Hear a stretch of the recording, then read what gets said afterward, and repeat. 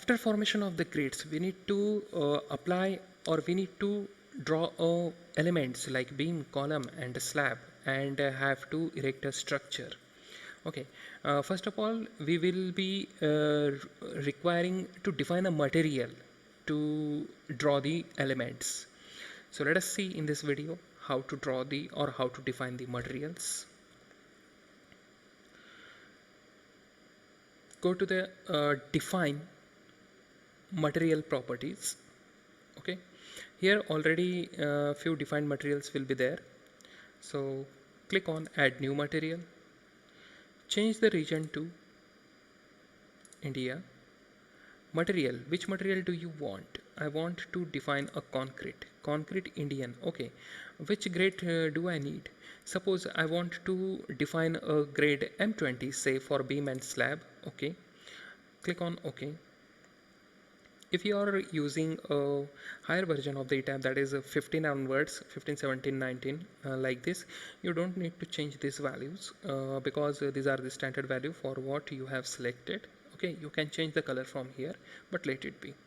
And I'm clicking again OK. So M20 is added. Similarly, if I require a higher grade for column, so I'll be clicking on add a new material. Okay, and just by changing here M25 or say M30, whatever is the requirement, click on OK and again click on OK. So these two grades of the concretes is successfully added over here.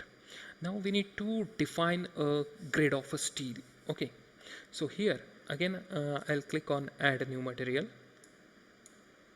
and then I need to define a steel. So don't select the steel over here. Okay, here we need to select rebar, and this is if suppose I am defining HYSD grade 500. Okay,